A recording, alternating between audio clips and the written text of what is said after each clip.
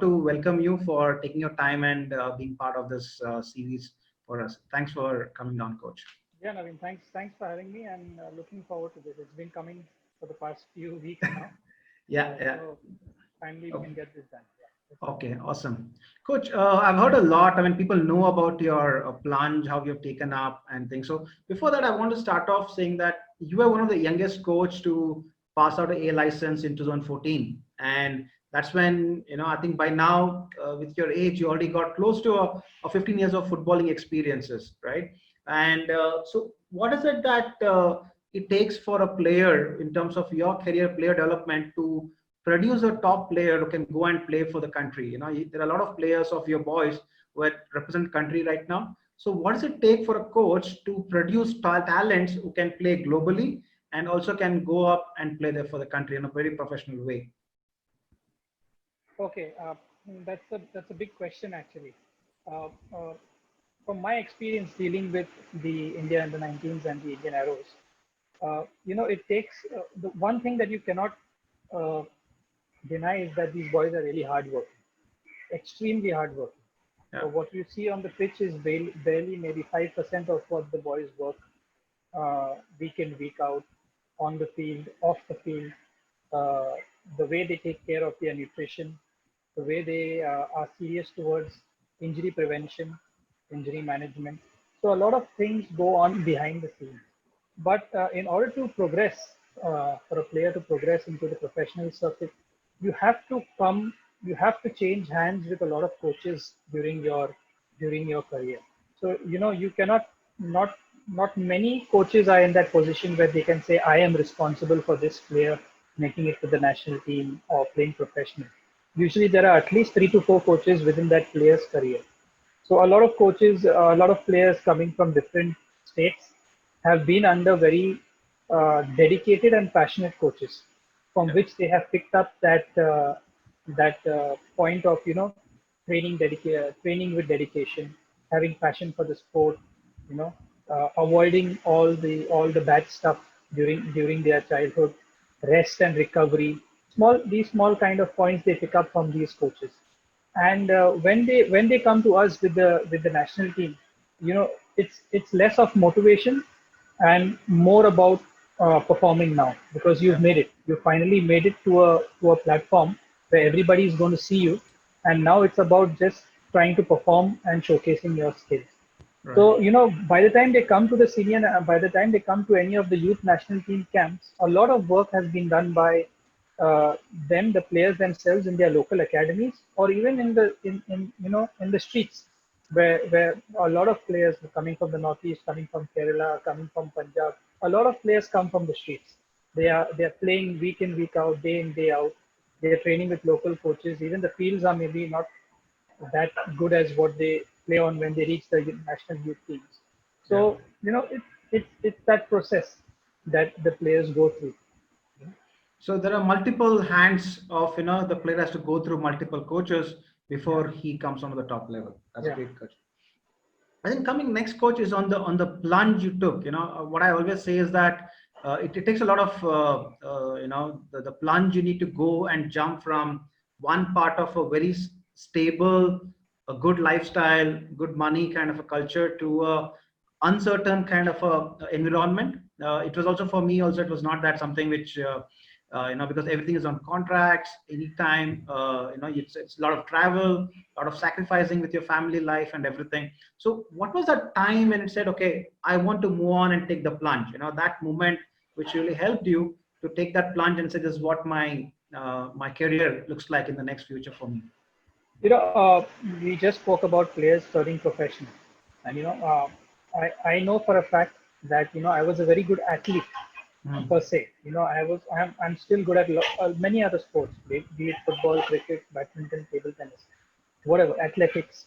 But to go professional, you need to follow a certain training regime.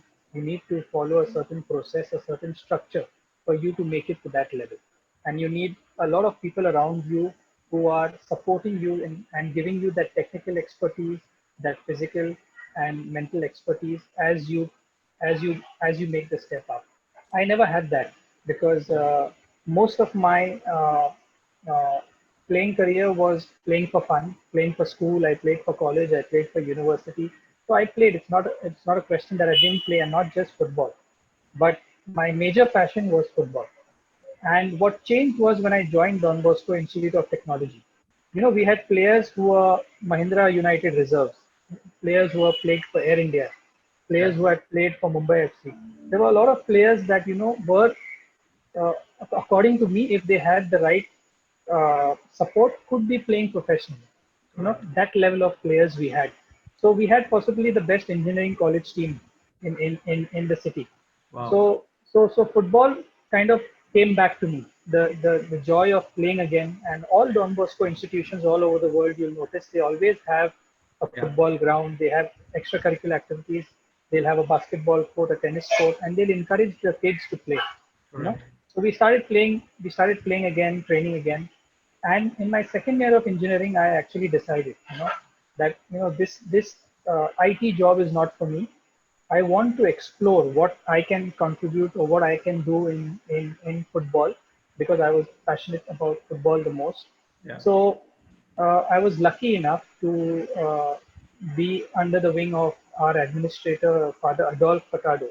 Yeah. All right. He was the principal of Don Bosco College, where Mr. Adip Kenkre, who's the founder of Kenkre FC, was the head Mhm. coach of the football team, right Okay. through. So they spent close to 10 years together, and they respected each other. They respected their passion for the game. Mr. Kenkre, or Kenkre sir as I call him, always treated Father Adolf as a visionary, someone Okay. who always saw things 5 to 10 years down the line, Right. and he appreciated that. So, having spoken to father, he said, "Why don't you explore what kind of opportunities or where can you contribute to football?" I actually applied to 5 universities in the UK, and Okay. I'm a big fan of the Premier League. So, my idea of a coach was a manager. In the Premier League, A they call the coach manager. as a Yeah. manager. So I thought, getting into sports management and then branching out into coaching would be Right. the ideal way to go about it. So Yeah. I applied to 5 universities in the UK: Sheffield, Hallam, Liverpool, John Moore, Manchester Metropolitan, Loughborough, and Leeds Met. And I Okay. got through all of them. They accepted me with the profile that I had, with the recommendations that I had. Mhm. But then, the fact that going from engineering, where I spent a lot of money coming from a middle class background, going back to studying and spending, Yeah. close to 20 lakhs a year, uh, that was my decision. I felt that it would be too much of a burden on my parents. Correct. So I decided, and then again, Father Adolf came in. So it was that point of time where I had secured an IT job through campus placement. So Yeah. he said, "Okay, you have this job for 15 months. Why don't you meet Mr. Kingsley? Why don't you go to them? They have a center close to where you stay, and try your hand at coaching." So Mhm. Monday to Friday was my work time with ICICI Security, and Saturday Sunday was my coaching time with Kingsley. Perfect. So I was coaching at a local park nearby. I started with 6-year-olds. And as the 15 months went on, I got more and more confidence through Mr. Kenkre himself that, yes, you are educated, you have knowledge about the game, you have the passion to improve. So why not? But so, let's try to take this on full time, you know. And as Right. you mentioned, the uncertainty of things happening, I have Yeah. been very fortunate right from engineering college, through Kenkre, through AIFF, and now, that wherever I have gone, be it my choice or forcibly, but most of the time through my choice, the environments have been very stable, Yeah. and the people around me have always encouraged me to do more. you know Right. they've never discouraged me, and never stopped me from doing something that's not normal or out of the way. So my three mentors at Kinkre were Mr. Kinkre himself, Father Adolf Furtado, and the CEO, who's the current CEO of Kinkre FC, Mr. Joshua Lewis. So Right. I had a visionary who was always trying to tell me, teach me, think forward, think 5, 10 years down the line, what you believe is going to happen in football. I had Nice. Mr. Kinkre, who had the experience of developing players like Abhishek Yadav. Yeah. Uh, so, and then I had Joshua, who was a similar age. He's a similar age as me, and basically he thinks differently. So when you have people thinking in different aspects towards the same goal, Right. and you learn a lot from these guys. Perfect. So that was where I got my break into football. And believe it, the 6 years that I spent in Kingsway can never be replaced by any other experience that I will ever get anywhere in the world. Right. Because I work close to 4 hours, if not more, every day coaching, Yes. just coaching the 4 hours. coaching, Mhm. yeah, at least 4 hours, coaching the first team in the morning, which were playing in the second division and in the local league, coaching the youth teams on weekdays, and coaching the academy batch. We had a special batch, kind of the players, who were extraordinary in the academy. So, so I took the responsibility of coaching those kids Perfect. during the weekend. So close to 4 hours of coaching every day, which is what I believe uh, made me what I am today. The Right. confidence that I have and the belief that I have in myself. Made a lot of mistakes, tried a lot of new things, succeeded, failed, but in the process learned a lot. Dealing with parents, a lot of Yeah. coaches, it's a big hassle dealing with parents. It's a big Yeah. responsibility in itself to keep Right. them happy, because if the parents are happy and if they understand the reason for sport, if they understand the importance of sport, their kids are going to play even longer in the game. Right. Right. So a lot of these small aspects in the academy and semi-professional setup, I would say, Correct. was the defining factor in my career as a coach.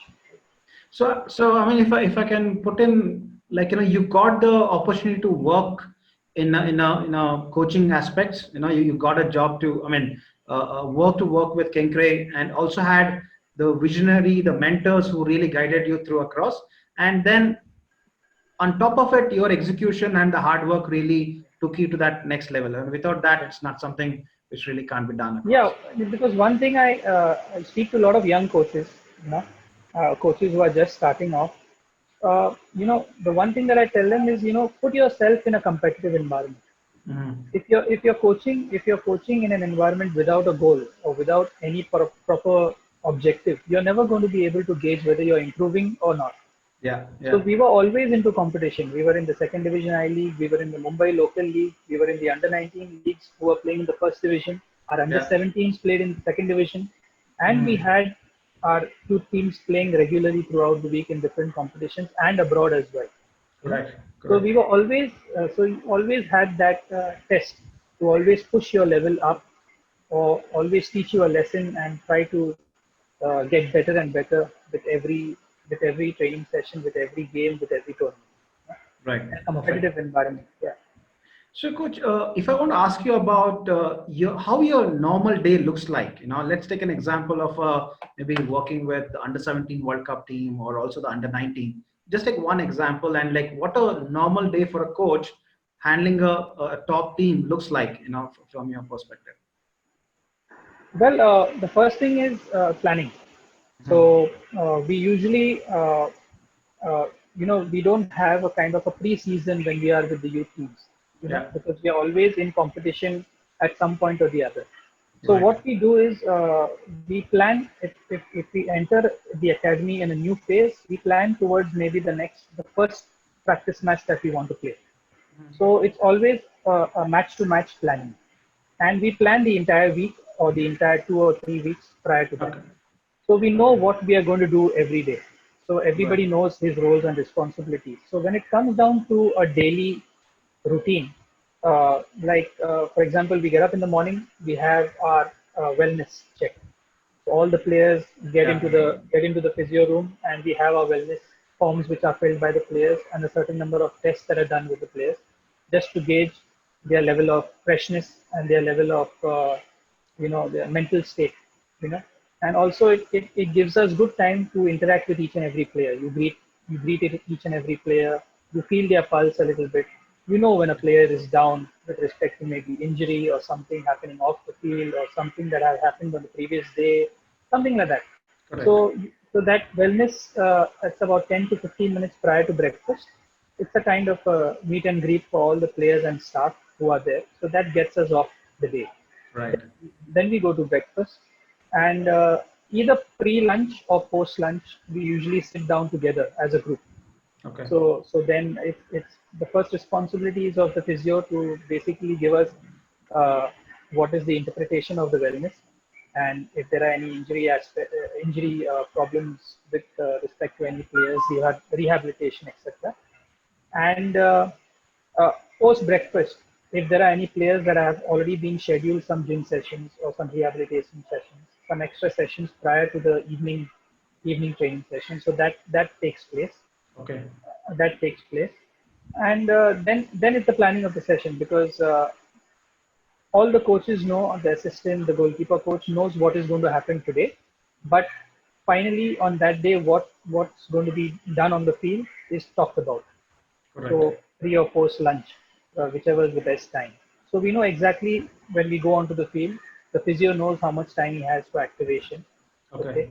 Okay, we know how much time we have to set the field. So each and every coach, like me and Mahesh, know exactly how much time we have with the boys, and the goalkeeping coach knows when the goalkeepers are going to be required in the training session. Right. So all those finer details, and we discussed the previous session as well with how it went. So all those, that kind of a talk happens pre or post lunch, Perfect. and then it comes down to training, and again post training we have a weight check and all that things, and then it goes into dinner, unless there are any issues that need to be sorted, that is sorted maybe pre or post dinner. Correct. I think you brought in a great amount of process into your the way of working. Like I think I've heard about considering the nutrition aspects, and I think when you go to the hotel, making sure the nutrition has been provided, the kind of Yeah, food people contain, and also I think the weight training which is to be done every time in the morning and the evening. I think these are the basic thing which can be implemented by most of the coaches and most of the academies, right? But yeah. sometimes it get missed out looking at a lot of complex No, issues.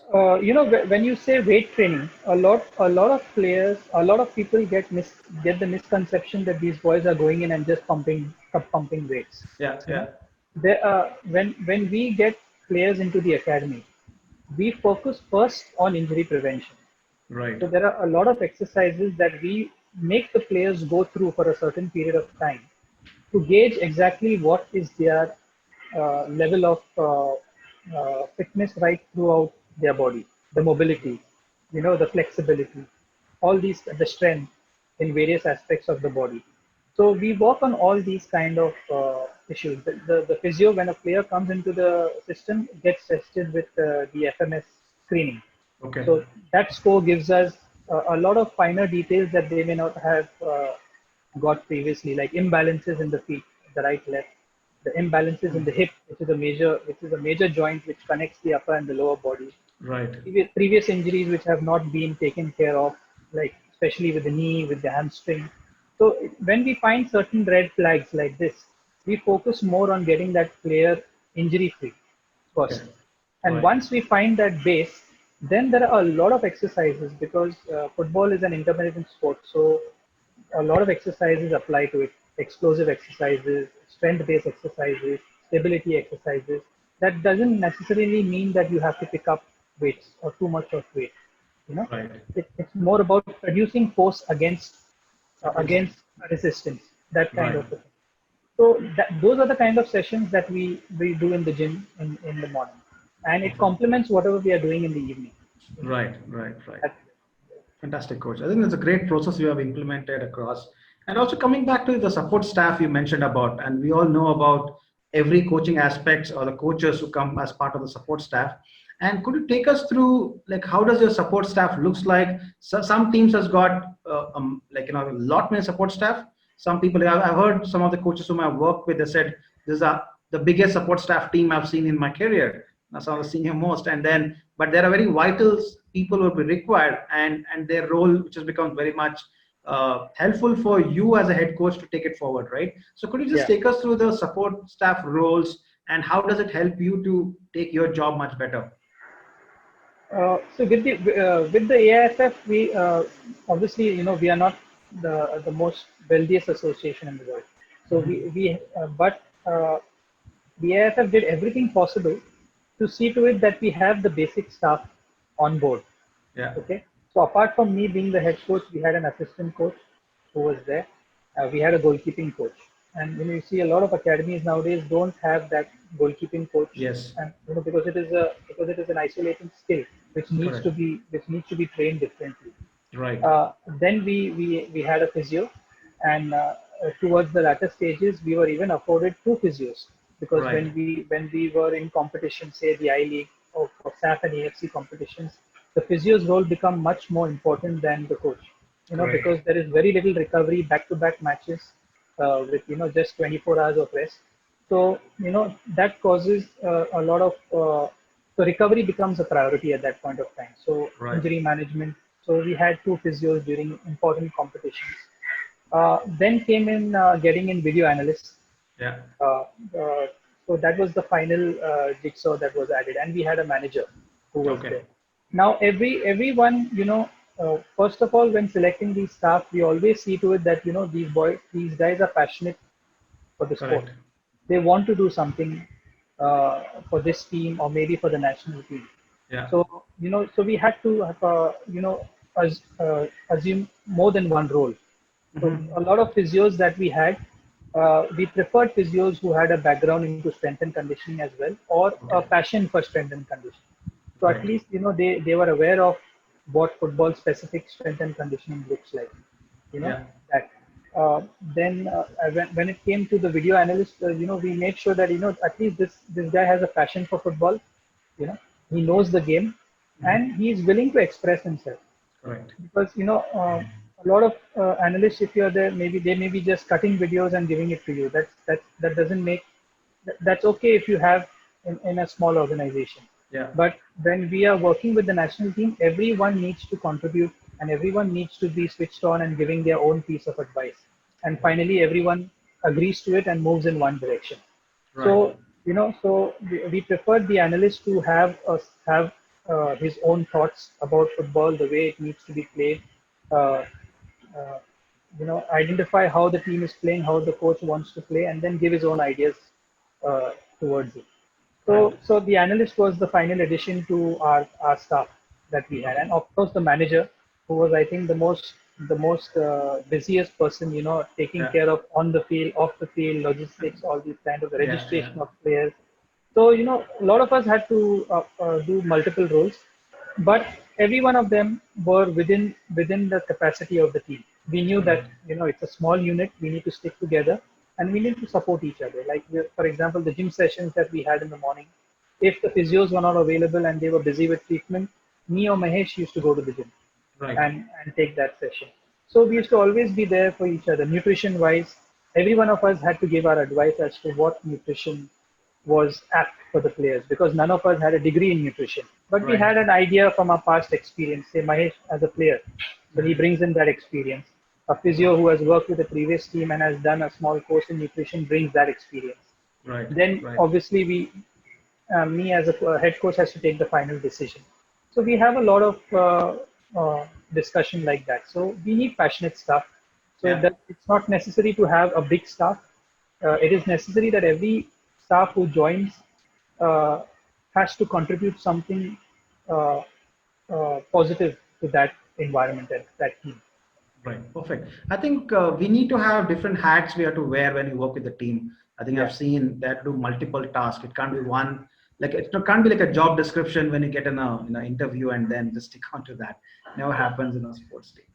So, coach, coming to analysis as such, like what do you see the importance of this analysis for the player development? And also, could you take us through, any situation or a case when you analyze something and that you went and made the changes in a training or in a match and that had worked? Any scenario which has helped you to look at how analysis has been part of your coaching journey? It depends on coach to coach how you look at analysis. But for me, analysis is holds a very vital role in the way I coach. Why? Because I found it the most valuable source of information for the boys. Hmm. Because the boys learned a lot from watching video analysis. Then the videos that we analyze, be it in a training session or be it the match, Yeah. and it we got a lot of messages through to them faster through video analysis. Right. So I'm a tactical oriented coach. I like once we are confident of the technical capabilities of the boys, we start to work a lot on the tactics part of it. So first aspect is analyzing the opposition. Right. So we always, so whichever the analyst that I worked with the Indian Arrows or the India Under 19, we made sure that the analysis of the opposition was available 1 week prior to the match. Okay.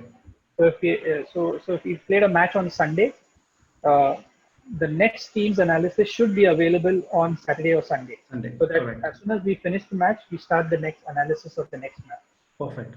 So that's how our training sessions get, you know, uh, done.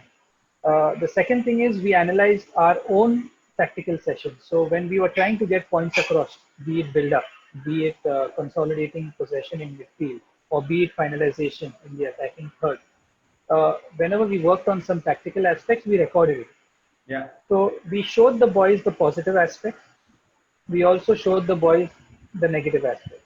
So we told them, see, these are the things that it's coming naturally to you. So let's do it in the game. And then with respect to the opposition that we are playing, now we as coaches and analysts as well, we like the overview of the entire pitch when we The analyze, top right? view we call. Yes, Yeah. the Correct. top view. So it's similar for the players. So when they are looking at the video analysis, they are looking at themselves as well as the opposition. So if we are playing an opposition that's playing with two strikers, and they are playing with an opposition that's playing with a 4-3-3, our build-up is different. Yeah. The way out of build-up is different. So when they see that, on the pitch, they automatically start communicating with each other. Hey, look at this. Okay, the right back is free. Oh, look at this. The defensive midfielder is completely free. Or look at this. We have 3 versus 2 in midfield. So to show them that bigger picture, you know, analysis is very important. Right. But a lot of time and energy has to be spent. So most of my time is spent with the analyst, which I didn't mention also when you asked me my daily routine. But Yeah. Yeah. a lot of time is spent with the analyst. Why? Because you may have 100 videos, but it's not going to be useful to the players because they are not going to be interested in 100 videos. You have to get that down to maybe 10 Yeah. or 5 videos which get the point across to the players and Correct. make it Correct. as simple as possible for the players to understand. And Yeah. then we also had analysis for the entire team, a particular group. So if you are working on a build-up, maybe just the back four and the number 6-8. If we are working on finalization, so maybe the wingers and the strikers and the wing backs. So we worked in groups, we worked as a team, and we worked as individuals as well. Right. So, Right. because it was a form of learning that I found the boys took to it very naturally, and Perfect. a lot of Correct. information could be given across to the boys through video analysis. So I felt it was very important. We worked really hard to convince the AIFF that we require an analyst on board because the perception of an analyst is record a video, cut a video, and give it to the coach. Yeah. That But doesn't work. Yeah. but that's how the coach interprets it. If you as a coach know the value of what you want from an analyst, his role is completely different. Different. You know? Exactly. And in today's world, we are coming not only with analysis, with data analysis as well. Correct. So again, that's going to be another trend in football. Again, Yeah. it's not that we analyze a bucket full of data. It's how you interpret it. Yeah. Correct. It's how Correct. you interpret that data, and that changes from coach to coach. Yeah. You know. Yeah. So a lot of things are happening as far as analysis in football is concerned. As a coach, I feel you should be open to it. You should listen to it and listen to what's happening and experience it, and interpret it in the way you feel is useful to your team. Correct. There's Correct. nothing that a coach should have data with him. It's why and for what are you having data with you? That's the important question. And how Yeah. are you going to use it for the benefit of your team? That's the Correct. important. So, because I think I totally agree with you. I think I said even people say the numbers do lie. And if you're seeing a different way, if you don't connect to the context of the game, the number looks very different, right? Yeah. Yeah. And so I think people and a lot of work going on data, and actually we do a lot of work, and also from the course perspective, and actually we're doing a lot of things on data analytics as well. So, are you also a person about who looks at numbers? And as I clearly said, data has to give you information. Otherwise, it Yeah. just lies as a data, right? Yeah. And it has to be seen in a right format, right context, so that you can understand better and Yeah. then take it further. And Yeah. it works differently at different stages. So, are you also a coach who really look at numbers, data along with the videos so that it can help you out to make things much better, understand better? To be honest, from experience, I have not yet worked with numbers. I have Mm-hmm. not yet worked with a data analyst per se. Okay. But I always try to keep myself busy on social media. You would see a lot of analysts who are on social media who are in touch with me, Mm-hmm. throw up a lot of graphs and Yeah, figures yeah. about the leagues that are happening here. And Right. I'm very interested in the players that I've worked with. So, for example, recently on Twitter, I'd asked one of the analysts, why not you compare Anirudh Thapa, Mm-hmm. Roland Borges, Lalin Mavia, and uh, the other players, Lenny Rodriguez, for example. Okay. So that would give me an idea about how data is interpreting these players in that kind of position. You Perfect. know, and knowing Thapa as a player who I've worked with, I know he has an eye for goal. I know he has an eye for a forward pass. Mm-hmm. Can I see that in the data? Yeah. Yeah. Knowing Laleng Mavia, I know this guy wants to go in pressure, receive the ball under pressure, and mostly his work will be done in the build-up area of the pitch. Yes. So Yes. is that reflecting in the data? So as a coach, for me, this kind of data can help me connect with the player a little bit Right. more. Right. So if I want something more out of a player, I can use that data and say, okay, see, this is what it's showing so far, and you are doing really well in this area. Can you improve this? Mm-hmm. And it's more important for the player also to accept it. Yes. So sometimes the player may be saying, I'm trying to do something, I'm trying to do this, but it's not happening. So can I find data that can support it? Correct. Correct. Because I'm not the expert as far as the data is concerned. I can ask my analyst to say, okay, can you get me this data? So that Mm-hmm. is what I'm very much looking forward to, working in an environment where we have data with me. Right. So it's Right. not only about individual players, but where I'm more interested in is the use of GPS and uh, how does my session Mm-hmm. translate to GPS data. Okay. I know it's already being used very well in Indian football as well with a lot of teams, but for me personally, on a personal level, I've not yet worked with it because at the AFF we didn't have the uh, Mm-hmm. availability of that kind of technology. So that's what Okay. I'm looking forward to. That is what I feel. The integration of technology into my coaching for me Perfect. is the next step up in my coaching career. Is the next skill that I would like to learn in my coaching career. Awesome. So Coach, coming I think down to, I have, fantastic about your first. So the last two questions I have got for you.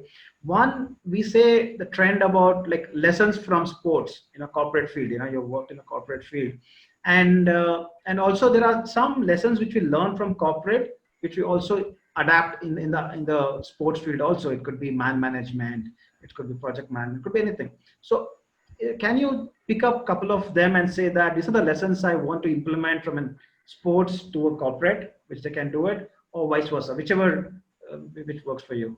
Like let's say lessons from sports to corporate, which you think it might help out for a better corporate people. as uh, sport is kind of a stress buster, you know, Yeah. and a lot of people working at the corporate level, a lot of illness is due to the mental side of things, Yeah. the pressure that they go through working day in, day out, uh, the posture that they are uh, working with. They're sitting, maybe a seated posture or standing for too long. So, sport is kind of a release mechanism. I find a lot of my friends who are very interested in who are looking forward to playing sport on a free day, Right. and just for the passion and just for the fun of it. One, Mm-hmm. it will keep you active, it will keep you moving. Second, it will add that little bit of uh, immunity to a lot Yeah. of mental stress or mobility, flexibility issues that people face as they grow on. And you'll burn a lot of unwanted calories as well, Right. because working in the corporate world, you see a lot of people putting on weight. Even as far as I'm concerned, I put on my most amount of weight in those 15 months when I worked for ICA, Okay. just sitting in front of the laptop and just staring at the screen and just eating, having 3 meals a day. That is what, I didn't like about the corporate life. I felt, this is not for me. I'm someone who needs to release that energy, who needs to express himself on the ground, keep moving, sweat out a little bit, So that's what told me, football is something that you should be in and not into the IT world. Yeah. So that is what I can relate to when it comes to the IT world. Any of like I mentioned, a lot of these players now who are in Don Bosco and who are potential Mm-hmm. professional players, till this date, they make sure that they have a football session or a sports session whenever they meet up. Very And nice. there are a lot Okay. of these friends of mine who are in the US, in Canada, and whenever they find a field around them in Australia and New Zealand, whenever they find a field around them, they're always playing, be it five-a-side, be it six-a-side. So, once you have that inclination towards sport in you, once you Yeah. realize the importance what sport plays in your life, no matter Yeah. where you go, you will always make sure that you go back to it, and you will always make sure that the people around you, you know, take to it because you know the advantages of being into sport. You know? Right. So, coach, one coach whom you follow mostly if his philosophy is his work, maybe an international coach whom actually you study upon and try to emulate your philosophy, and anyone whom you follow and you want to, you always So, celebrate as well. so I'm a big Liverpool fan. Okay. There's nothing to hide about that. So Yeah. whichever coaches come to Liverpool, uh, I kind of uh, watch them. I'm a big Mhm. fan of the Premier League. Okay. So and I watch every game. It's not that I just watch the big four, the top four or the top six clubs. So uh, and in this present age, you will see that every coach has an identity. A lot Hmm. of coaches have an identity. So at this point of time, I can say that I know exactly what this team is going to do in this kind of scenario in the Yeah. Premier League.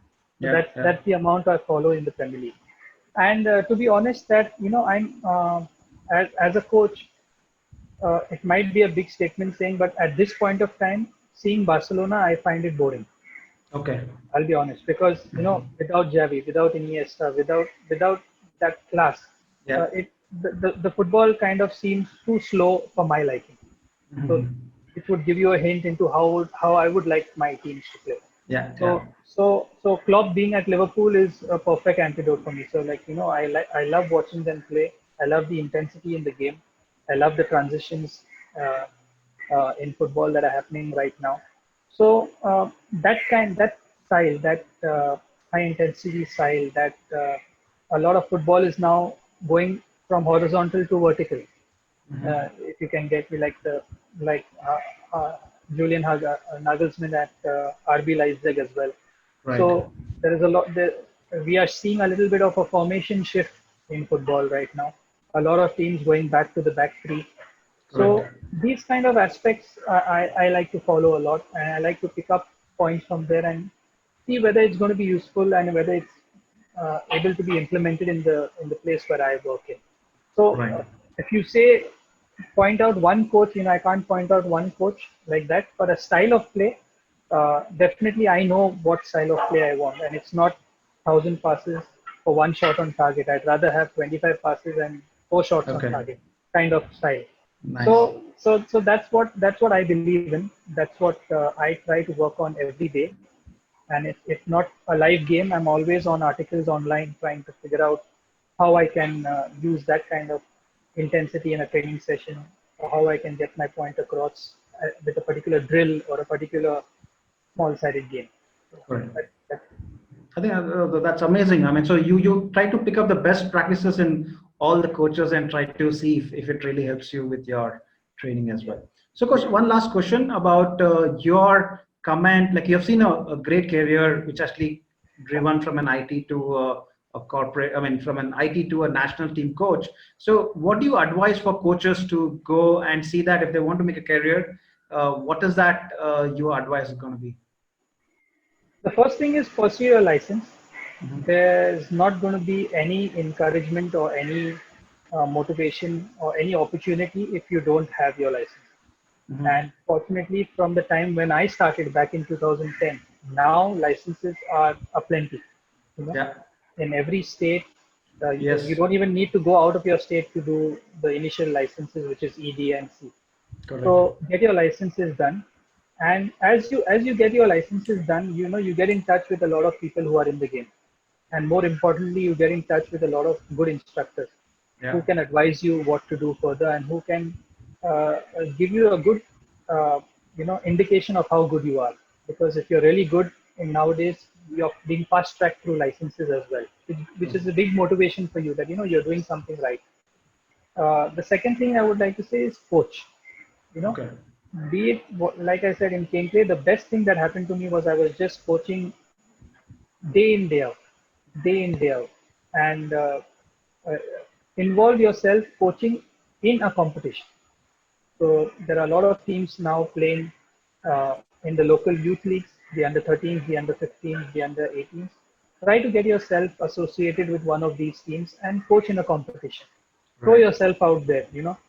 There are coaches who spend 6, 7 months trying to build their game model without actually coaching on the ground. Hmm. So how will you know what is your game model if you're not going to be implementing it in a competitive environment? Right. you know Exactly. and the higher you go, the smaller the space becomes, and the higher the intensity becomes. So you have to adapt to all those kind of things. So so so coach. The more you coach, the more you experiment, the more mistakes you make, the more you're going to learn from it. Right. Yeah. And the third is surround yourself with good people. Perfect. You know surround surround yourself with people who are going to be critical with you, who are going to be upfront with you, Hmm. and who are also going to be giving you the right piece of advice at the right time. Right. And so, fortunately for me, right from my days at Kinkre, when I had Father Adolf, Mr. Kinkre, Joshua, from joining AIFF with Scott, who was a big Yeah. influence Scotted in me down. joining AIFF. Abhishek coming into the AIFF was a big influence as well because of his way of running things.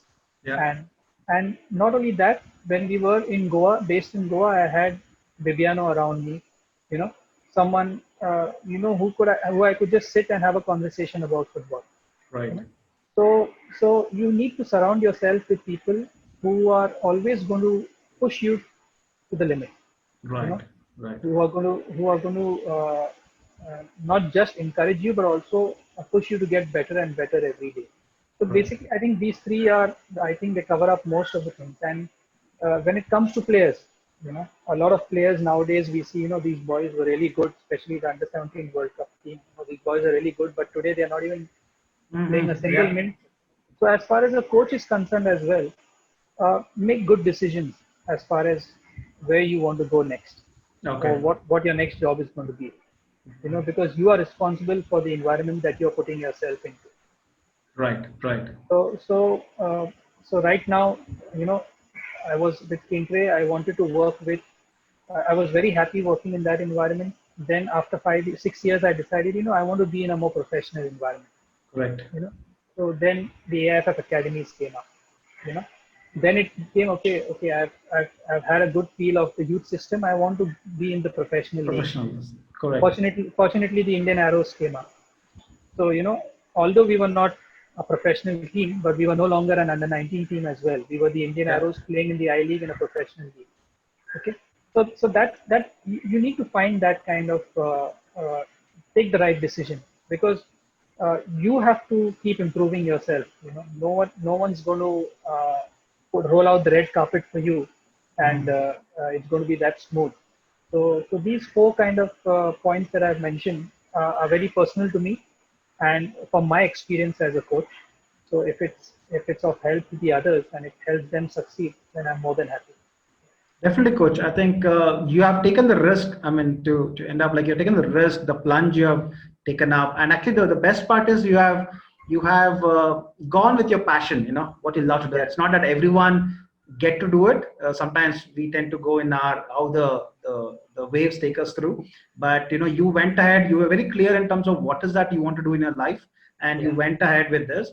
And the biggest part I could understand from this interview is about the comfort zone.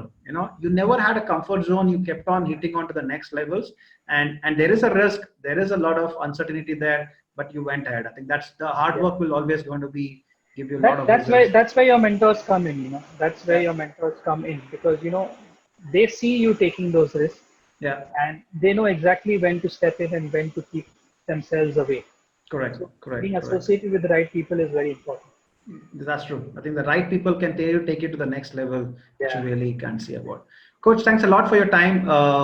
Sorry we actually delayed by a couple of minutes, but thanks for your time. It's a great talking to you and connecting you back. I'll stay in touch with you, and also I think and if I come down to Bombay next time, I'll definitely want to meet you, Coach. Yeah, be careful if you're coming down to Bombay. Cool.